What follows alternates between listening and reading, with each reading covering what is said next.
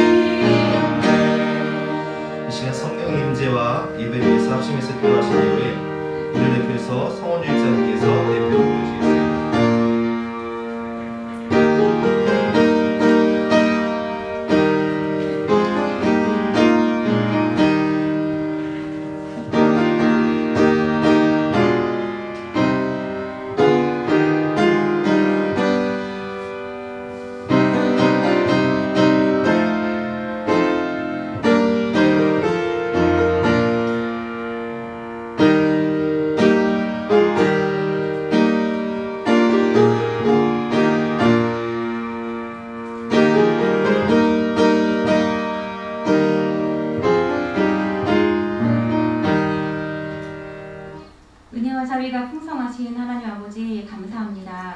오늘도 거룩한 주일을 맞이하여 주님 앞에 마음과 정성을 다해 예배할 수 있도록 우리들의 발걸음을 인도하여 주셨습니다. 만물이 소생하는 이 봄에 죽은 것처럼 보이는 나무에 새싹이 돋는 것을 보았는데 주님의 부활이 없었다면 저희는 죽은 나무와 같습니다. 아무런 죄도 흠도 없으신 분이 인류의 죄를 짊어지고 십자가의 고통과 사람들의 멸시 천대를 받으셨는데 살갗에 조그만 상처가 나도 아프다고 아우성인 저희들은 그 고통과 괴로움을 헤아릴 수도 없습니다. 주님 정말 아무것도 아닌 저희들에게 부활의 큰 소망과 기쁨을 허락하시고 부활로 말미암아 이 세상에서 당당하게 살아갈 수 있음을 다시 한번 감사드리며 찬양과 영광을 올려드립니다. 오늘 이 시간 부활의 소망과 능력과 구원을 우리들의 마음속에 영혼 속에 새기고 우리들이 속한 각자의 삶 속에서 주님이 주신 사명을 감당하며 살아가는 저희들이 되게 하여 주세요. 조금이라도 그 은혜에 보답하도록 주님처럼 믿음의 씨름을 매일매일 삶 속에서 실천하는 저희들이 되기를 원합니다. 주님 오늘도 말씀을 듣습니다. 말씀을 대언하시는 우리 목사님에게 또한 말씀을 듣는 저희들에게 성령님께서 임재하여 주시고 듣는 귀와 보는 눈을 허락하셔서 우리들의 믿음이 한 뼘 더 자라나는 시간이 되기를 간절히 소망합니다. 주님, 예수사랑교회 성도들을 기억하시고 축복하여 주세요. 너무나도 귀한 사역을 감당하시는 목사님의 가정을 축복하여 주시고 이 모양 저 모양으로 교회를 위하여 수고하고 헌신하는 성도들의 가정을 축복하여 주세요. 주님이 우리를 택하셨고 세워주셨습니다. 또 우리에게 항상 열매를 맺게 하신다고 하셨습니다. 주님의 이름으로 무엇을 구하든지 다 받게 해주신다고 하셨습니다. 한 주간도 어디를 가든지 주님의 자녀로서 주님의 제자로서 덕이 되고 빛이 되고 복의 근원이 되는 저희들이 되기를 원합니다. 오늘도 살아서 역사하시는 예수 그리스도의 이름으로 간절히 기도드렸습니다.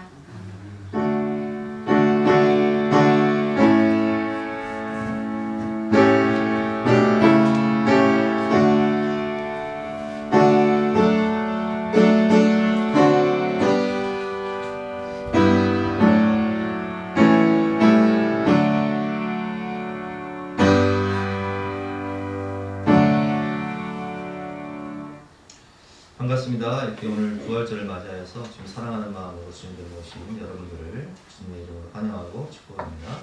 또 가정에서 영상으로 예배를 드리시는 우리 모든 성도님들 가정 가운데도 동일한 은혜가 있으시기를 주님의 이름으로 축원합니다. 우리 앞뒤 옆에 계신 분 인사하실 때 이렇게 인사했으면 좋겠습니다. 당신은 하나님 나라의 간판 스타입니다. 인사하시겠습니다. 당신은 하나님 나라의 간판 스타입니다. 축복합니다. 사랑합니다. 광고 말씀드리겠습니다. 오늘은 부활주일 예배로 예배를 드리겠습니다.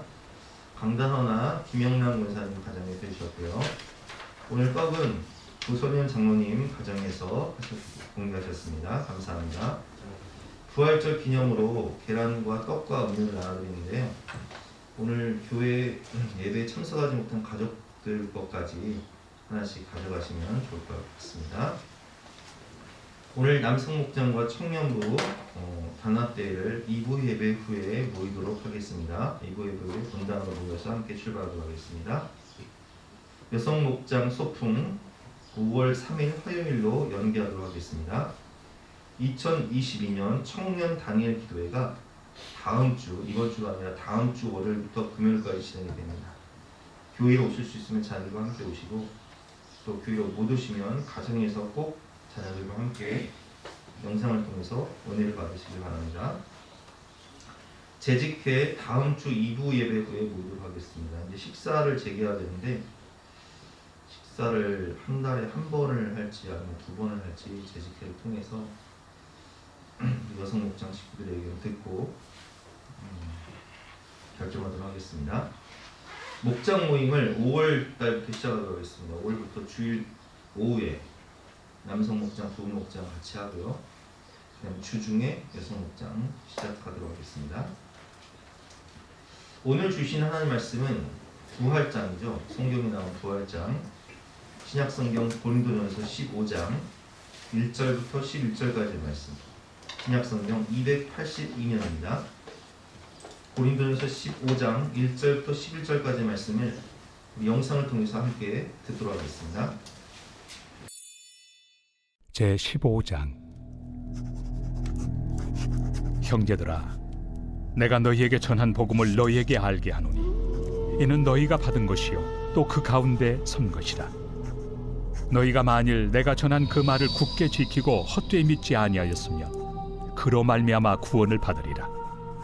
내가 받은 것을 먼저 너희에게 전하였노니 이는 성경대로 그리스도께서 우리 죄를 위하여 죽으시고 장사 지낸 바 되셨다가 성경대로 사흘 만에 다시 살아나사 게바에게 보이시고 후에 12 제자에게와 그 후에 500여 형제에게 일시에 보이셨나니 그 중에 지금까지 대다수는 살아있고 어떤 사람은 잠들었으며 그 후에 야고보에게 보이셨으며 그 후에 모든 사도에게와 맨 나중에 만삭되지 못하여 난 자 같은 내게도 보이셨느니라.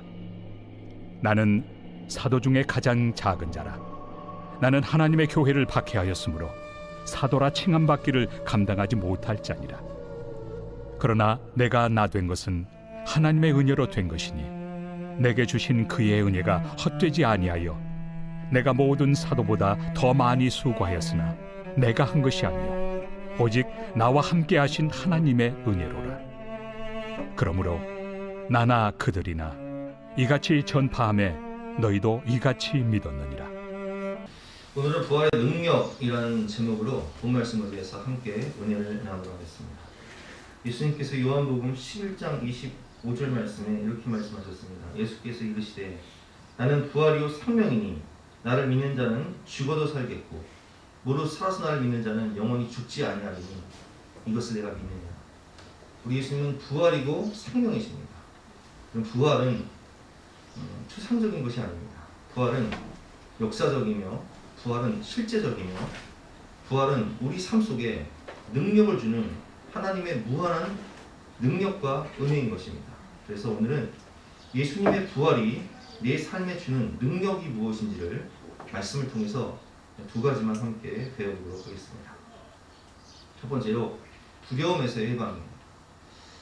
예수님께서 십자가에 못 박혀 죽으실 때 제자들은 뿔뿔이 다 흩어졌고 그리고 예수님이 무덤에 계실 때 제자들은 두려워하여 한 곳에 모여 문을 닫고 있었습니다.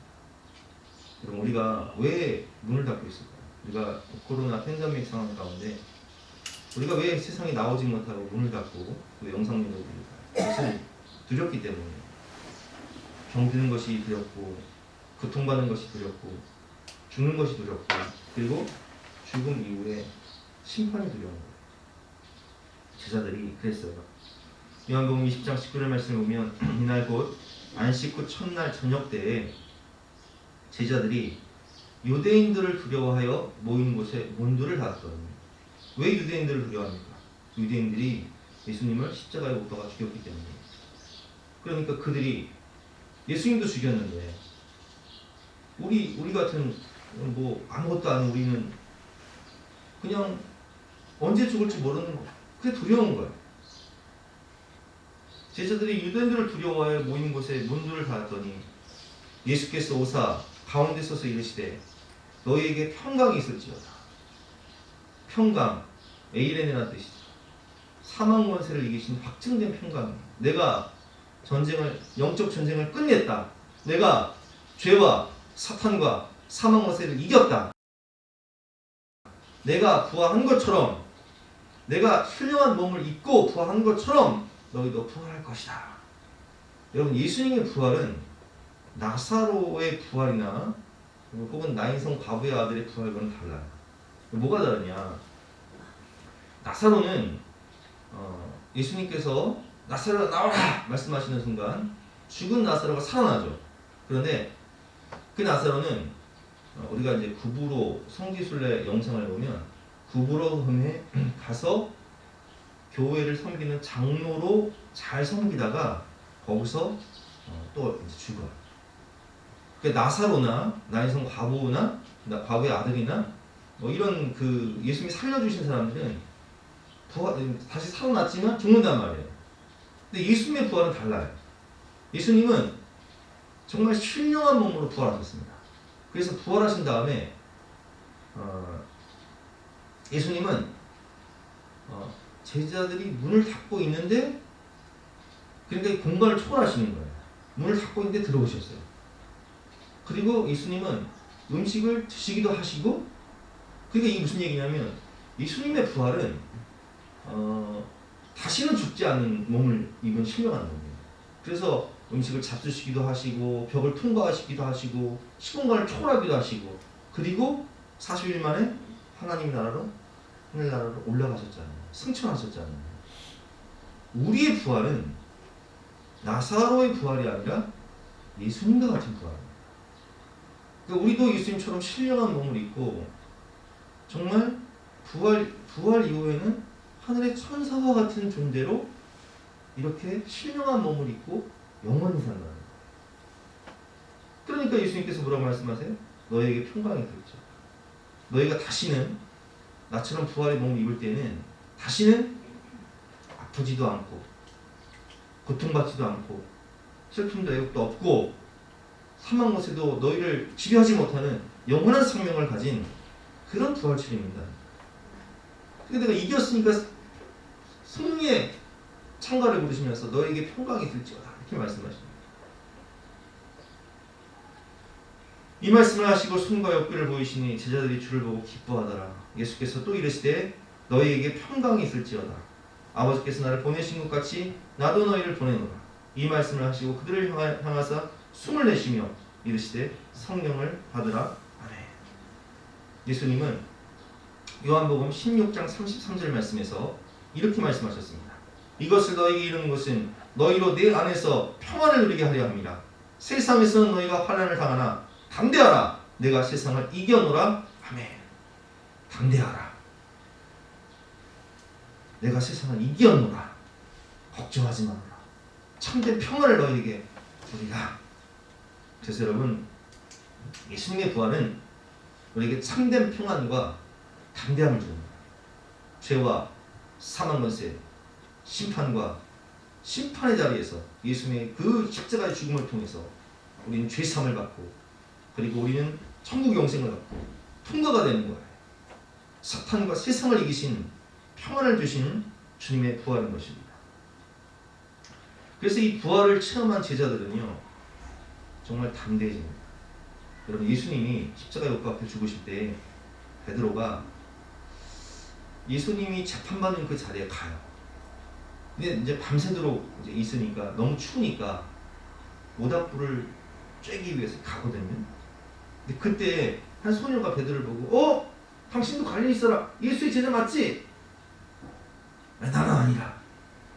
근데 그때 누가 있었냐면 그 대제사장의 종이었던 그 말고, 귓자리 말고의 친척이 있었어요. 근데 그 사람이 겟세마네 동산에 갔었거든요. 같이 말고랑 갔었거든요. 당신 내 사촌 귀를 자른 그 말고의 귀를 자른 당신 베드로 맞지? 이때 베드로는요 살기 위해서 어떻게 부인하냐? 저주하고 맹세합니다. 왜냐면 자기가 예수님의 제자가 아니라는 것을 증명하기 위해서 유대 문화는 저주해요. 아니라는 걸 확실히 증명합니다. 저주하고 맹세한단 말이에요. 여러분, 베드로가 왜 이렇게 저주하고 맹세하고 예수님 부인했죠? 뭐가 무서워서? 죽는 게 무서워서. 십자가 고통 당하는 게 무서워서. 십자가에서 잔인하게 고통당하며 수치당하며 죽는 게 무서워서. 그런데 이런 베드로가 부활하신 주를 만납니다. 그리고 깨닫게 돼요. 와, 예수님 말씀이 진짜구나. 예수께서 이르시되 나는 부활이요 생명이니 나를 믿는 자는 죽어도 살겠고 무릇 살아서 나를 믿는 자는 영원히 죽지 아니하리니 이것을 내가 믿느냐. 무릇 살아서 나를 살아있을 때 믿는 자는 영원히 죽지 아니하리니 이것을 내가 믿느냐, 이런 뜻이잖아요.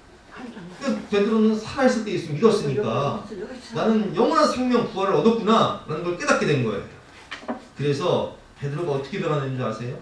예수님 승천하신 다음에 복음을 전하면서 성전 미문에 앉아있는 그 날때부터 아픈 그 사람에게 막 이렇게 명하잖아요. 은과 금은 내게 없거니와 내게 있는 것으로 내게 명하니 곧 나사렛 예수 이름으로 일어나 걸어라. 근데 이 사건 때문에 사람들이 엄청나게 예수를 믿게 되거든요. 그러니까 이 예수님을 십자가에 못 박아 죽였던 상헤드린 공회에서 베드로를 붙잡아서 신문을 해요. 그리고 사도행전 4장 12절 말씀에 이 신문할 때 베드로가 어떻게 담대하게 복음을 전하냐. 4장 12절 말씀입니다. 다른 이로서는 구원을 받을 수 없나니 천하 사람 중에 구원을 받을 만한 다른 이름을 우리에게 주신 일이 없습니다. 오직 예수를 믿어야 구원받는다. 이렇게 복음을 전해요. 그리고 18절 말씀에 그들을 불러 경고하여 도무지 예수의 이름으로 말하지도 말고 가르치지도 말라. 그러니까 그들이 사내들인 공회원, 그 70명의 공회원들이 베드로를 딱 세워놓고 너 우리가 예수를 십자가에 못 박아 죽인 거 알지? 예수도 죽였는데 너 못 죽일 것 같아? 너 예수 복음 전하고 다시 그 부활의 복음 전하면 너 죽어. 이렇게 경고를 합니다. 그런데 19절 말씀에 베드로와 요한이 대답하여 이르되 하나님 앞에서 너희의 말을 듣는 것이 하나님의 말씀을 듣는 것보다 옳은가 판단하라. 우리는 보고 들은 것을 말하지 아니할 수 없다. 죽일 테면 죽여. 우리는 복음 전할 거야. 우리는 부활을 목격한 증인이야. 죽일 테면 죽여. 우리 안 무서워. 와, 이렇게 되나가지고. 여러분, 이 담대함 어디서 나온 거예요? 이 죽음을 이기는 평안함, 이거 어디서 나온 거예요? 베드로가, 요한이 부활하신 주님 봤거든요. 그리고 예수님의 부활은 곧 나의 부활이고, 예수님이 신령한 몸을 입고 하늘나라에 올라가신 것처럼 나도 신령한 몸을 입고 영원한 생명을 얻는다는 것을 확신했기 때문에 그들은 이 핵심 가치가 변한 거예요. 담대한 거예요. 평안한 거예요. 언젠가 우리가 이상 목사님의 간증을 금요일에 들은 적이 있는데, 이상 목사님은 미국 시민권자죠. 한국에서 자랐지만 미국 시민권자가 되어서 북한 선교를 위해서 북한에 들어가게 됩니다. 1988년에. 근데 이제 1988년에 들어가서 어떤 일이 벌어지냐. 북한 지하교회 성도들이 순교 소식을 듣게 돼요. 그때 이제 그 사건은 1972년에 있었던 사건인데, 이 고속도로를 내면서 공사를 할 때 그 이제 도로를 냈는데 땅 꺼진 거예요. 봤더니 거기에 지하교회가 있었던 거예요. 그래서 17명의 북한 그 지하교회 성도들을 체포하게 됩니다. 근데 17명 중에는 아이들이 몇 명 있었어요. 근데 이 아이들을 어떻게 죽이냐면 목매달아 죽이는 거예요. 여러분, 자식이 내 눈앞에서 목매달아서 지금 사형을 당하고 있어요. 근데 그 아이가 무서워서 엄마를 보면서 엄마 이렇게 샀는데 엄마가 아이한테 이렇게 얘기하는 거예요. 실제 있었던 사건입니다. 얘야, 너 지금 주님 만나 천국 가는 거야. 주님 만나서 천국 가는 거니까 두려워하지 마. 그러니까 그 옆에서 사형을 집행하던 사람이 화가 나가지고 이제 아이가 목에 줄을 걸고 있는데 의자를 빵 차버린 거야. 그러니까 어떻게 해? 의자를 빵 차버리니까 이제 아이가 줄을 붙잡고 죽어버리겠죠. 몸 매달려서. 그때 엄마가 이 아이에게 또 말합니다. 얘야, 너 저 아저씨 미워하지 마. 이게 무슨 얘기예요? 예수님께서 십자가에 못 박혀 죽으실 때 아버지여 저들을 용서하여 주시옵소서. 저들은 지금 저들이 하나님을 알지 못합니다. 이 얘기하는 거예요. 너 저 아저씨 미워하지 마. 그리고 천국에서 만나자. 이런 담대함이 어디서 나옵니까? 그때 지하교회를 이끌던 김태형 목사님은 아스팔트용 중장비, 여러분 그 아스팔트 까는 중장비 있잖아요. 큰 롤러가 있는 거. 거기에 깔려 죽으시면서, 다리부터 깔려 죽으시면서 어떻게 죽으셨냐? 내 구주 예수를 더욱 사랑, 숨질 때 하는 말 이것일세. 다만 내 피는 말, 내 구주 예수를 더욱 사랑, 더욱 사랑. 이 찬송을 부르시면서 그 아스팔트용 그 종장비에 깔려서 숨쉬었단 말이에요. 두려워하지 않았어요?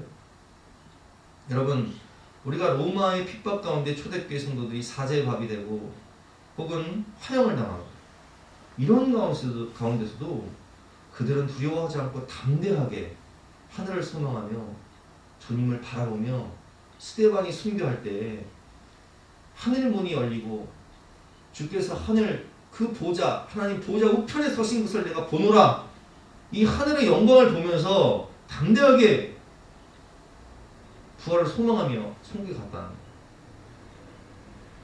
여러분, 부활은요 능력이에요. 이건 뭐가 두렵습니까? 질병이 두렵습니까? 실패가 두렵습니까? 죽는 것이 두렵습니까? 죽어서 내가 어떻게 될까 두렵습니까? 걱정하지 마세요. 예수님의 부활의 의미는 곧 내가 예수님을 믿음으로 무릇 살아서 나를 믿는 자는 영원히 죽지 아니하리니 이것을 내가 믿느냐라는 말씀처럼 곧 나의 승리요, 나의 부활고 나의 소망을 의미합니다. 우리는 천국 영생을 받은 사람이라는 거예요. 그래서 오직 하나님 이외에는 두려워할 것이 없습니다. 세상과 사탄을 두려워하지 마십시오. 주님께서 말씀하셨습니다. 담대하라, 내가 세상을 이겼노라. 주님께서 죄와 사망 권세를 이기시고 공중 권세를 잡은 사탄을 이기시고 우리에게 말씀하십니다. 담대하라, 내가 세상을 이겼노라. 여러분, 실패와 고난을 두려워하지 마세요. 우리 안에 부활하신 예수님이 함께한다는 사실을 믿어야 됩니다. 고린도후서 4장 7절 말씀, 우리가 이 보배를 질그릇에 가졌으니 이는 심히 큰 능력은 하나님께 있고 우리에게 있지 아니함을 알게 하려 하십니다. 질그릇과 같은 우리의 이 안에 누가 계시다고요? 보배이신 예수 그리스도, 영원한 부활 생명, 부활의 산소망을 가지신 예수 그리스도가 내 안에 계시다. 우리가 사방으로 우겨쌈을 당해도 쌓이지 아니하며 답답한 일을 당해도 낙심하지 아니하며 박해를 받아도 버림받지 아니하며 거꾸로 트임을 당해도 망하지 아니하고 우리가 항상 예수의 죽음을 몸에 짊어짐은 예수의 생명이 또한 우리 몸에 나타나게 하려 함이라. 우리 살아있는 자가 항상 예수를 위하여 죽음에 넘겨짐은 예수의 생명이, 그 예수 부활의 생명이, 그 예수 부활의 권능이 또한 우리 죽을 육체에 나타나게 하려 함이라. 아멘. 그래서 우리는 오뚜기 같은 믿음을 가져야 돼요. 아니, 우리가 사망 것도 두려워하지 않고 우리가 심판도 두려워하지 않는데 그깟 실패와 고난을 뭘 두려워하십니까? 하나님 이외에는 두려워하지 마세요. 질병과 죽음, 심판을 두려워하지 마세요. 주님이 십자가에서 이 모든 죽음의 저주와 심판의 저주를 다 담당하시고 부활 생명을 통해서 영원한 산소망을 보여주셨다는 거예요. 다 해결하셨다는 거예요. 로마서 4장 25절 말씀, 예수는 우리가 범죄한 것 때문에 십자가에서 죽음에 내어줌이 되고 또한 우리를 의롭다 하시기 위하여 다시 살아나셨습니다. 십자가의 죽음과 부활을 통해서 예수님이 다 해결하셨다는 거예요. 여러분, 우리가 하나님의 심판대 앞에 설 때 사탄은 우리의 모든 죄를 참수합니다. 우리가 태어나서 죽을 때까지 모든 죄를 다 고발한다고요. 드러낸다고요. 그러나 예수님께서는 변호인이 되셔서 우리를 변호하실 때 이 자녀가, 우리가 범죄한 것은 다 사실이지만 내가 그 죄 때문에 십자가에서 타텔레스타이, 그 죄값 생명을 피를 피로 내가 다 갚았습니다. 그리고 이 사랑하는 자녀를 위해 내가 부활의 영원한 생명, 천국을 주기 위해서 부활하였습니다. 예수는 우리가 범죄한 것 때문에 내줌이 되고 또한 우리를 의롭다 하시기 위하여 살아나셨느니라. 해결하셨다는 거. 다 해결하셨다는 거. 비청산했어요. 죄값 다 청산했다고. 타텔레스타이라는 것은 상업적 용어잖아요. 비청산했다는 뜻이잖아요. 다 이루었다. 주님 다 이뤘다는 이 한 말씀에 우리의 모든 죄값은, 이 죄와 사망 권세 심판의 그 모든 저주는 다 청산이 되는 거예요. 그러니까 우리는 두려워할 필요가 없는 거예요. 두 번째로 부활은 삶의 총체적 변화를 줍니다. 오늘 본문을 보면 예수님의 부활을 목격한 사람들의 이름들이 나와요. 그 이름들을 한번 살펴보겠습니다. 3절부터 내가 받은 것을 먼저 너에게 전하였노니 이는 성경대로 그리스도께서 우리 죄를 위하여 죽으시고 장사 지낸 바 되셨다가 성경대로 삶 안에 다시 살아나사 게바가 누구예요? 베드로잖아요. 베드로에게 보이시고 후에 12제자와 그 후에 500여 형제에게 일시에 보이셨나니 그 중에 지금까지 대다수는 살아있고 이 고린도 후서를 기록할 때만 해도요 이 500명의 증인들 중에 대다수는 살아있었어요. 예수님의 부활의 역사성을 길게 얘기할 필요가 없어요. 왜냐하면 너무나 많은 증인들이 있기 때문에 그 사람들한테 가서 물어보면 되는 거예요. 12제자뿐만 아니라 500여 형제가 일시에 봤다고요. 근데 누가 봤어요? 자기가 봤어요. 사도 바울. 야고보에게 보이셨으면 그 위에 모든 사도에게와 맨 나중에 만삭되지 못한 자 같은 내게도 보이셨느니라.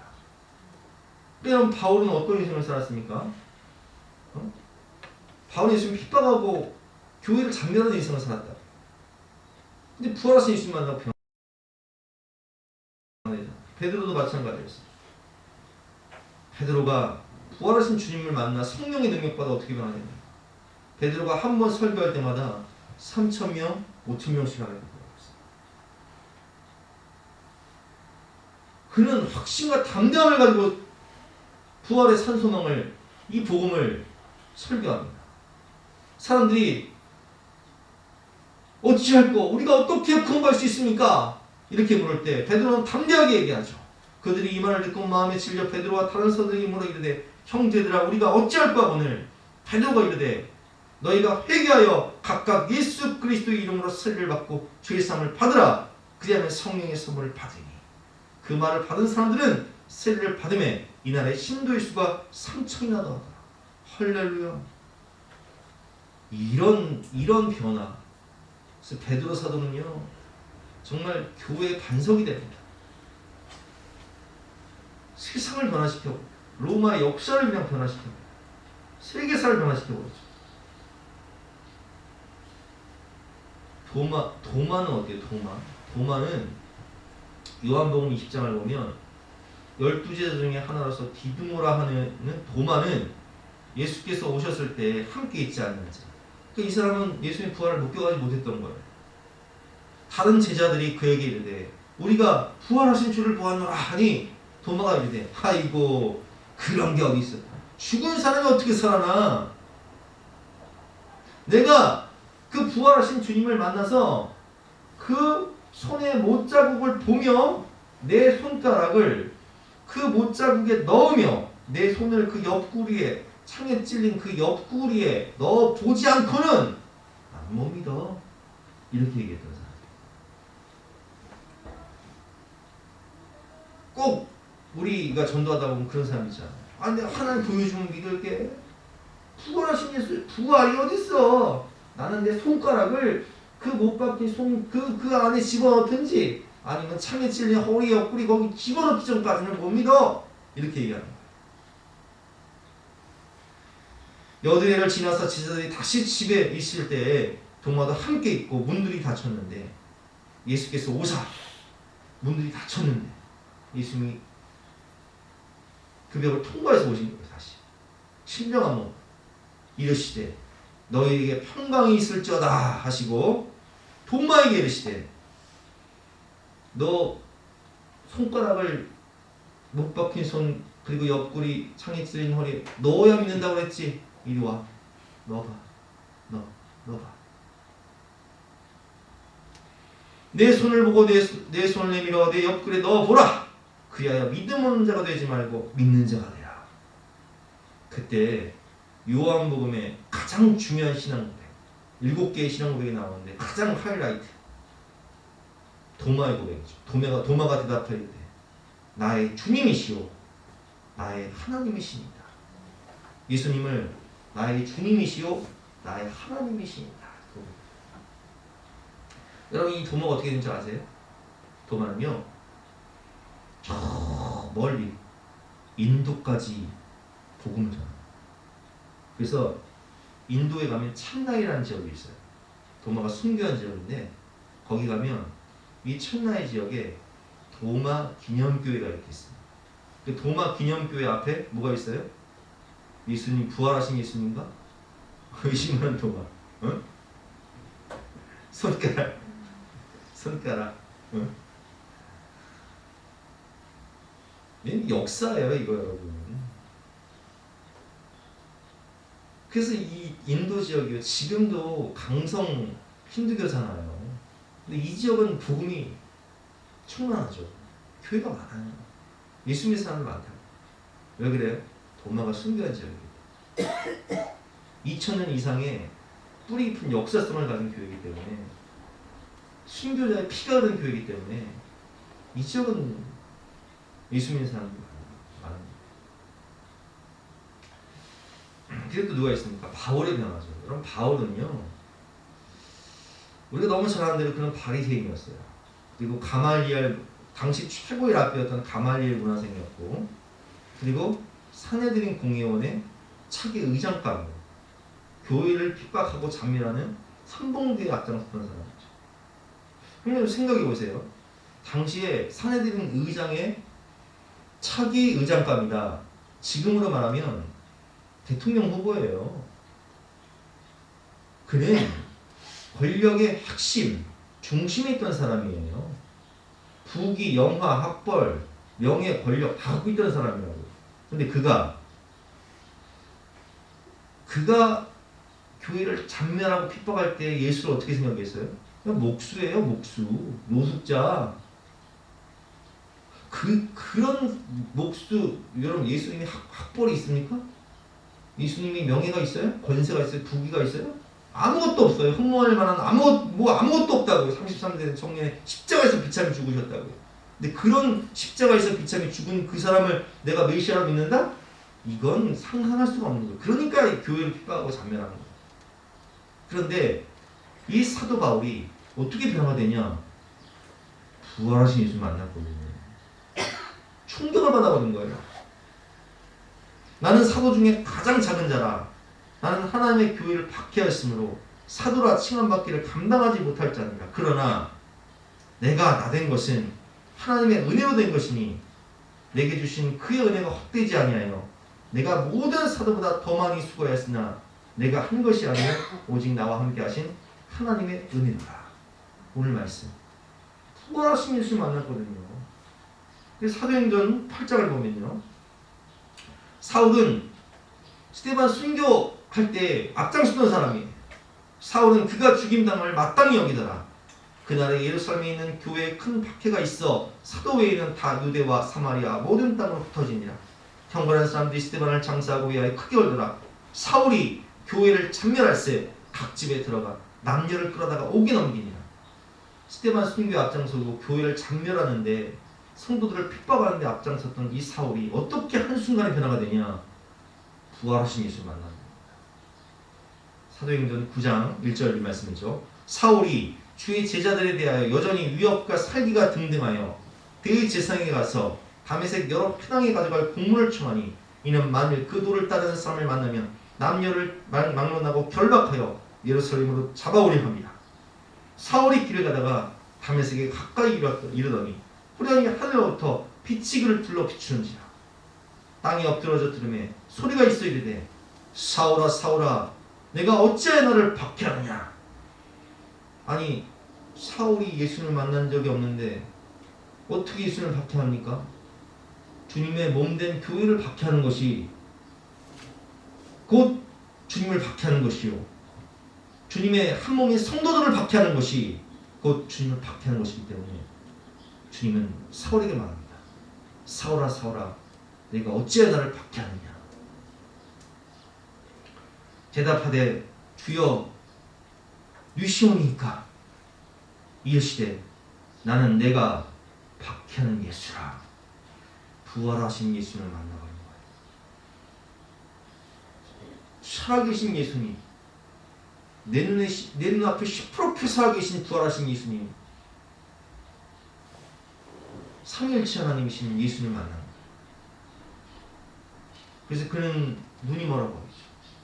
3일 동안 눈이 먼 상태에 철저히 회개하면서, 그리고 아나니아의 안수를 받고 눈에 비늘이 벗겨지며, 그가 20절 말씀에 보면 즉시로 회당에 가서 예수가 바로 하나님의 아들이시오, 우리의 구원자시다, 주님은 부활하셨다, 이 복음을 즉시로 가서 전파하기 시작합니다. 듣는 사람들이 다 놀라만하대.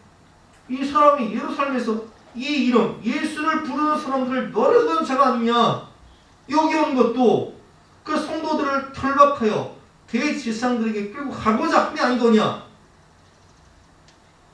그 아니 이 사람이 미친 거 아니야 이거? 예수 믿는 사람들을 핍박하던 이 사람이 하루아침에 변해서 예수가 그리스도라고? 사울은 힘을 더 얻어 예수를 그리스도라 증언하여 다메섹에 사는 유대인들을 당혹하게 하니라. 여러분, 그래서 사도 바울은요 결국 어떻게 돼요? 평생 복음 전하다가 교회 세우고, 수많은 교회 세우고, 로마에 순교할 때 모기장을 죽는단 말이에요. 참수를 당한단 말이에요. 그러나 그 순교할 때도 담대하게 가요. 디모데후서가 바울의 유언장이지 않습니까? 여러분, 삶의 변화는 우리에게도 있는 거예요. 강남 마당에서 부활의 증인으로 변화된 한신영 집사의 간증을 언젠가 들은 적이 있습니다. 한신영 집사는 학교를 졸업하고 직장생활을 하지만 어떻게 하면 돈을 많이 벌까 골몰하다가 강남 유흥업소에서 일하던 친구의 권유로 강남 술집에 마담을 하게 됩니다. 새끼 마담을. 그러던 중에 조직폭력배의 어떤 남편을 만나 연애를 해서 결혼을 하게 되는데, 이 남편이 경마에 빠져요. 그래서 재산을 탕진하고 결국은 이제 가정이 깨지고 혼자 딸을 키우기 위해서 딸을 어머니에게 맡기고 술집 생활을 하는데, 이 삶이 피폐하다 보니까 우울증이 찾아오고, 그리고 자살 시도를 하게 되죠. 정신병원에 들어가 치료를 받다가 카지노라는 도박에 빠지게 되는데, 카지노 바라카는요 이게 며칠만 해도요 판돈이 커서 이 바라카를 해서 5억 빚을 지게 됩니다. 5억 빚을 지게 돼서 갚을 수가 없으니까 미국으로 도피를 해요. 도망을 가요. 근데 미국에 가니까 거기는 카지노가 더 커. 그 삶이 더 피폐해져. 결국 다시 한국으로 들어와서 강남의 텐프로, 강남 마당 중에서도 최고 아주 VIP를 상대하는 텐프로를 하다가 삶이 너무 피폐해서 우울증, 자살 시도 계속 하는데, 오빠의 권유로, 춘천에 있는 오빠의 권유로 예수님을 믿게 돼요. 교회에 출석하게 돼요. 그리고 부활하신 예수님. 사실 이 사람은 어렸을 때 교회를 다닌 적이 있거든요. 근데 그때는 예수님이 그냥 우리가 믿음 없을 때 생각하는 것처럼 그냥 신화적인 인물인 줄 알았는데, 커서 교회를 다니다 보니까, 우리가 여러분 지금 몇 년도 살고 있어요? 2022년. 그럼 2022년의 기준이 뭐예요?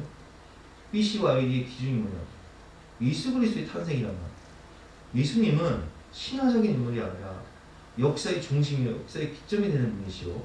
예수님이 부활하셔서, 예수님의 부활함으로 초대교회 성도들 그리고 사도들이 그렇게 순교할 수 있었고, 그리고 폭발적인 예루살렘의 부흥이 있었고, 로마를 정복할 수 있는 이 부활의 산소망과 능력이 있었기 때문에 로마가 기독교 국가가 됐다는 것을 깨달아요. 그러니까 예수님의 부활은 실제라는 걸 깨닫게 돼요. 그리고 그 부활하신 예수님이 지금 어디 계시냐? 내 안에 나와 함께 가신다, 내 앞에 계신다라는 확실한 믿음을 갖고, 그리고 그는 변화가 됩니다. 이제는 회개하여 죄사함을 받고 성령을 받아 주님께서 말씀하시죠. 이전 것은 다 지나갔으니 보라 새롭게 되었다. 나는 새로운 피조물이 되었구나 라는 것을 깨닫게 되고, 이제는 더 이상 내 육체의 소욕과 죄가 주인이 아니라 부활하신 주님이 되어서 예수님 짠의 인생으로 변화가 됩니다. 예수님 믿고 성령 충만 받아서 학원을 운영하면서 남편을 전도해요. 이혼했던 남편을 전도하고 다시 가정이 하나가 되고 그 엄마에게 맡겼던 딸을 데리고 와서 학원에서 뭘 하냐면 선교를 해요. 선생님들에게 제자와 훈련을 시키고 선생님들이 아이들에게 복음을 전하기 시작하니까 애들이 학원에 왔다가 공부만 배우는 것이 아니라 성품이 달라져요. 삶이 총체적으로 변하기 시작해요. 그러니까 이 학원이 잘 될 수밖에 없죠. 왜냐면 아니 수학 좀 배우러 갔다가 영어 좀 배우러 갔다가 애들이 그냥 삶이 변화되니까 학원이 엄청 부흥하기 시작합니다. 학원 선교를 통해서 복음을 전하고 그리고 간증의 주인공이 되어서 여러분 사실 자신이 강남 마당에서 강남에 마담 생활을 했던 것이 술집 마담 생활을 했던 것이 이게 사실 부끄러운 일이잖아. 그런데 복음 전하기 위해서 그 수치스러운 과거를 다 드러내면서 어디를 가는지 예수 부활의 생명의 복음을 전하는 이게 뭐예요? 삶의 총체적 변화인 거예요. 여러분 그렇습니다. 부활의 생명은 초대교회를 변화시켰고 예루살렘 도시 전체를 변화시켜버렸어요. 로마 국가를 변화시켰고 세계사를 변화시켜버렸어요. 부활이 개인을 변화시킬 뿐만 아니라 도시와 국가와 세계의 역사를 변화시킨다. 저는 이쯤에서 한번 생각해봐요. 우리는 계몽주의와 자유주의 신학의 영향으로 그 진화론적인 교육을 받아서 어떤 교육을 받았냐면 인간은 교육을 받으면 그리고 과학이 발달하면 이 세상은 훨씬 더 좋아질 것이다. 훨씬 진보적으로 변할 것이다. 훨씬 더 좋은 세상을 만들 것이다. 유토피아를 상상한다. 그런데 여러분 하나님 없는 평등, 하나님 없는 과학의 발달 이것이 뭘 가져다 왔습니까? 하나님 없는 평등 세상이 공산주의예요. 근데 공산주의를 통해서 여러분 러시아에서 공산주의 혁명을 할 때 몇 명이 죽었는지 아세요? 5천만 명 이상이 학살당했어요. 하나님 없는 평등은요. 그래서 지금 러시아가 북한이 공산주의를 통해서 정말 유토피아가 건설됐습니까? 그런 생지옥이 없는 거예요. 여러분 잘 생각해보세요. 교육 수준 높아졌어요 지금. 그런데 과학이 얼마나 발달했습니까? 근데 지금 우리가 살고 있는 현실이 어때요? 우리가 어렸을 때는요 봄에 소풍 가면요 황사가 어디 있어요? 지구온난화 개념조차 없었어요. 지금은요 여러분 올 겨울 생각해보세요. 강원도 산에 가면 눈이 없어요. 왜 그런지 아세요? 북극 남극 빙하 가다 녹아버렸어. 더 이상 겨울에 가도 산에 눈이 없어요. 환경 재앙이에요. 기술의 발달, 과학의 발달이 뭘 가져왔습니까? 지금 전쟁 보세요 여러분. 핵무기, 테러, 이제는 핵전쟁이에요. 핵전쟁 나면 다 죽는 거예요.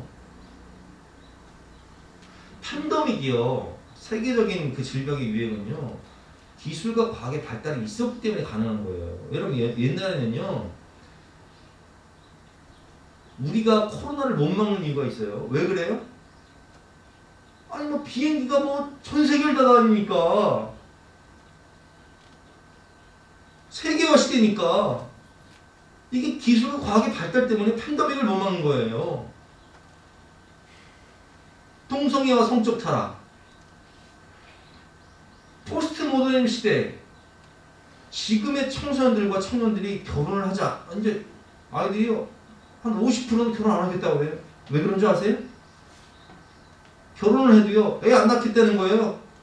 저출산 시대. 아주 저출산 시대가 지금 얼마나 지금 심각하냐. 우리 시대 때만은요. 1971년, 75, 3년, 4년 이때만은요. 90만 명에서 100만 명 이상이 한 해에 출산했다고요. 지금은요. 20만 명. 5분의 1토막 나서 5분의 1토막. 이러다가 우리 국가 자체가 없어지게 생겼어요. 왜 애를 안 낳는 줄 아세요? 우리가 너무 잘 알죠. 세상을 바라볼 때, 야, 이거 애 낳으면 뭐하냐. 세상이 돌아가는 꼴이 속망적이지 않다는 거예요. 비관적이라는 거예요. 낙관적이지 않다는 거예요. 절망적이라는 거예요. 기술과 과학은 발달하고 교육 수준은 높아졌는데 환경은 더 나빠지고 전쟁과 테러는 더 많아지고 또 우리가 자식들을 키우면서 뭐라고 해요? 아, 우리 때는 안 그랬나. 니네가 앞으로 살 세상은 참 걱정이 된다. 기술과 과학의 발달, 교육의 발달이 인간에게 유토피아를 건설해 줬습니까? 아니요.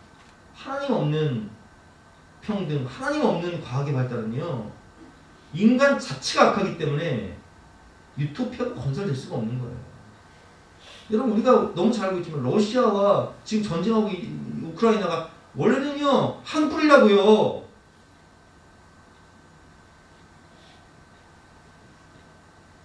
그러나 자국에 이익이 되지 않으면 한 뿌려도 그 엄청난 민간을 학살하고, 이게 인간의 악함이에요.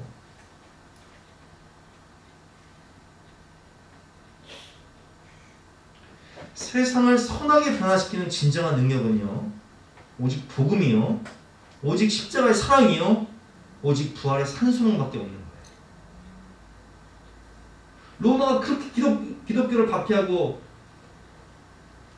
초대교회 예루살렘에서 그렇게 교회를 잔멸하려고 했지만, 교회는 복음을 전파하고 십자가의 사랑을 실천하며 부활의 권능으로 그 타락했던 로마를 정복해버려요. 타락했던 세상을 거룩하게 만들어버려요. 여러분, 왜 기독교가 로마를 정복했는 줄 아세요? 우리 너무 잘 알고 있잖아요.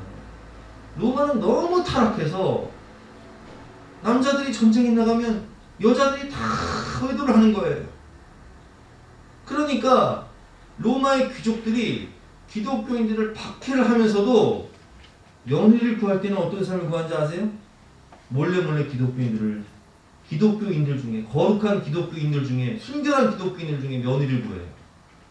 귀족들이. 그래서 우리가 너무 잘 아는 대로 콘스탄틴의 어머니가 기독교인이었어요. 그러니까 콘스탄틴 형제가 믿음으로 자랐던 거예요. 이게 어떤 능력이에요? 이게 거룩의 능력이에요. 부활의 능력, 복음의 능력, 십자가 사랑의 능력. 복음은요, 주님이 통치하실 그 나라를 소망합니다. 인간에게 소망을 두지 않아요. 악한 인간에게 소망을 두지 않는다고요. 교육을 통해서, 과학을 통해서 유토피아가 현실 실현된다 하지 않아요. 복음이 땅끝까지 전파되면 주님이 다스릴 그 나라가 온다. 그러므로 우리는 복음을 전하기 위해 사랑으로 살고 십자가를 지고 부활의 산소망을 가지고 사랑하며 섬기며 산다. 이런 십자가의 영성이요, 교육을 통해서 선을 행할 수 없었던 그것, 용서할 수 없는 사람을 용서하고 사랑할 수 없는 사람을 사랑하기 시작하니까 세상이 주님의 사랑으로 변화되는 거예요. 하나님 나라가 이만을 할 나라가 없는 거예요. 이게 복음의 능력이에요. 그리고 땅 끝까지 이제 복음이 전파되면 정말 주님의 나라가 완성이 되어버려. 이제 하나님 주님 재림하시는 거죠. 이게 부활의 능력이에요. 세상을 변화시키고 개인을 변화시키고 문화를 변화시키고 나라를 변화시키는 가장 능력의 원천은 바로 복음과 부활인 것입니다. 그러므로 여러분, 이 부활의 능력을, 이 부활의 산소망을, 이 부활의 평안과 담대함을 삶 가운데 충만히 누리고 또 전하시는 저와 여러분 되시기를 주님의 이름으로 축원합니다. 함께 주신 말씀 붙잡고 찬양 가운데 기도하는 시간 갖도록 하겠습니다.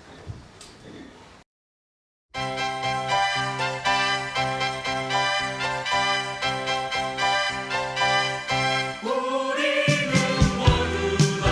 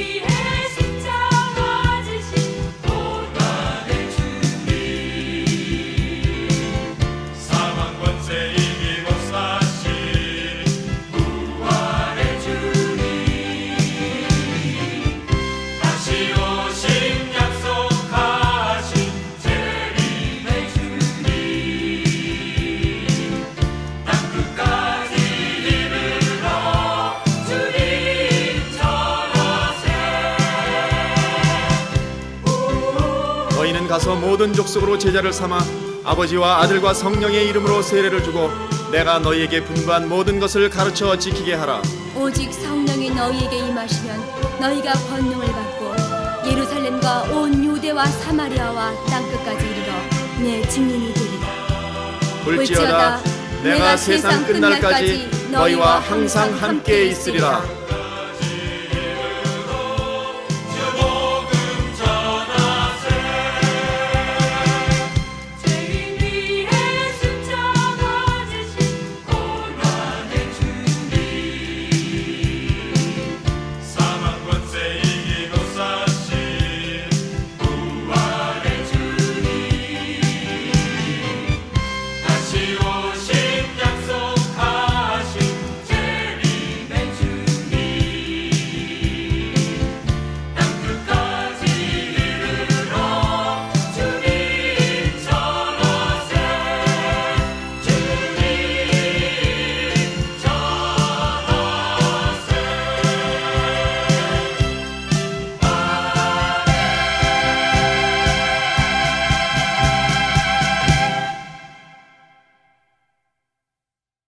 우리 다 같이 이어서 찬송가 171장 하나님의 독생자 예수 힘차게 찬양하겠습니다.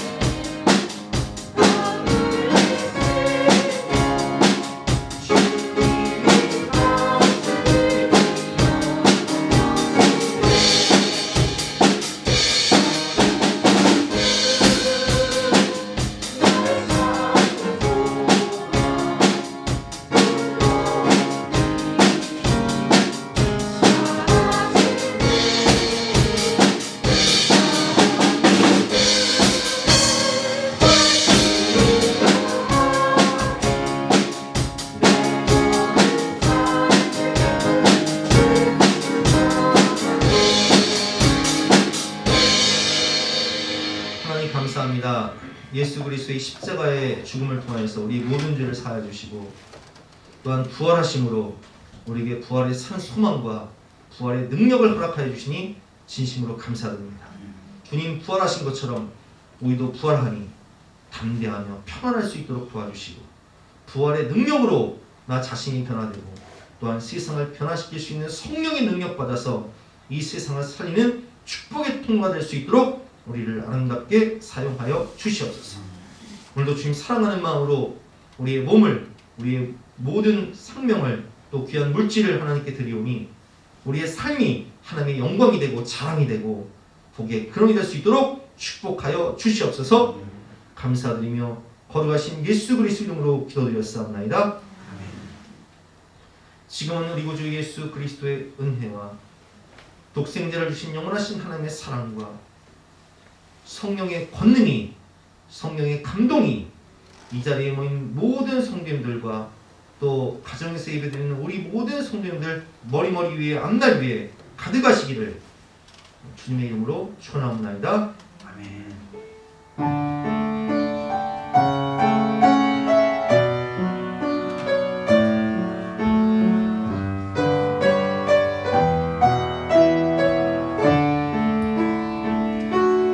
온 세상이 아름답게 피어오르고 기쁨이 가득한 이 봄날에 그대의 두 손에는 장미꽃보다 사랑해 나의 마음 주고 싶어라. 따스한 햇살마다 사랑을 잊고 춤추며 속삭이는 이 한날에 그대의 가슴에는 진주옷보다 진실한 나의 노래 듣고 싶어라.